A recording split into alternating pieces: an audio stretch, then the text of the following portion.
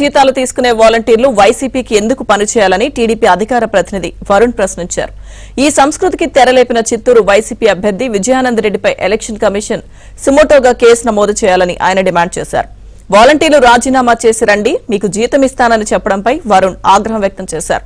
విజయానందరెడ్డి తన ఓటమిని పరోక్షంగా ఒప్పుకున్నట్టే అన్నారు. ఇక వాలంటీర్లను మానసికంగా దెబ్బకొట్టి వాళ్ల ఉద్యోగాల్ని వదులుకునేలా చేయడం దారుణమని వరుణ్ మండిపడ్డారు. ఇవాళ వైఎస్ఆర్సీపీ పార్టీ వాళ్ళు మీరు రాజీనామా చేస్తారా, లేకపోతే మెమో ఇచ్చి మమ్మల్ని తీసేయమంటారా?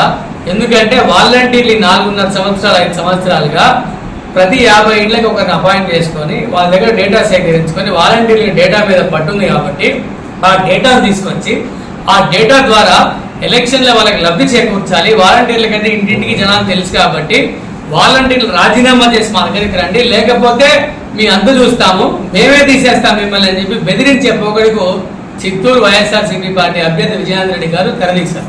నేను అడుగుతాను వైఎస్ఆర్సీపీ అభ్యర్థి విజయానందరెడ్డి గారికి, మీకు కార్యకర్తలు లేదా? మీకు సొంత బలం లేదా? సంస్థాగతంగా మీ పార్టీ లేదా? నిర్మించబడలేదా అంటే విజయానందరెడ్డి గారు మీ పార్టీ? వాలంటీర్లు తీసుకుంటారా? వాలంటీర్ల ద్వారా ఎలక్షన్ నడిపించుకోవాలనుకుంటారా? ఒక పక్క వాలంటీర్లు మా కార్యకర్తలు అని చెప్పి గతంలో విజయసాయి రెడ్డి గారు అంటారు.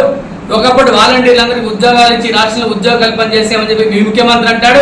ఇప్పుడేమో సిగ్గు ఎగ్గు లేకుండా వాలంటీర్ రాజీనామా చేయండి, వచ్చి మా దగ్గర చేరండి, 5,000 కప్పితే 10,000 ఇస్తాము, లేకపోతే మేమే తీసేస్తాము, మీరు ఎలక్షన్లో మాకు పనిచేయాలని చెప్పి